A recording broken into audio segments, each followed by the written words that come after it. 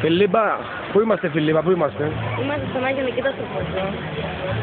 Έχει μια παραλία τέλεια, μια θάλασσα ακόμη πιο τέλεια. Πω, σου λέω ρε με βγείτε εδώ πέρα ρε παιδί μου να μου. Ναι σου λέω ρε, είναι ωραία στο νησί. Hello. Έχετε το καραβάκι τώρα και έχετε το καραβάκι να πούμε. Είναι το Express Μήλος. Ποιο είναι? Express Μήλος. Θα γίνει Μήλος να πούμε. Μήλος. Πηγαίνει στην παραλία Μήλος. Είσαι ωραίος μεγάλος, ευχαριστώ. Πηγαίνει στην παραλία Μήλος. Ναι.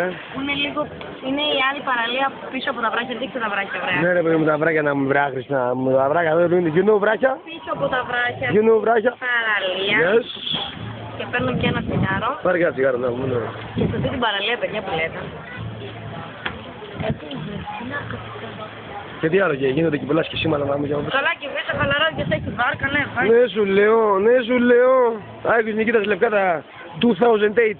Καλά, περιμένεις εγώ να ανάψω με στις Summer να πούμε, summer.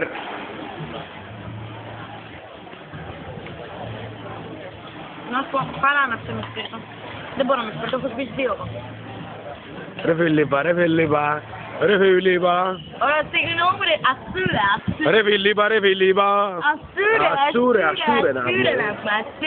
Ένα μετρήσουμε και προβατάκια. Χάσαμε ένα.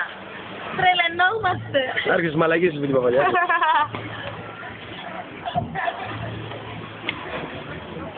Μπορείς να παράξεις το τσιγάρο.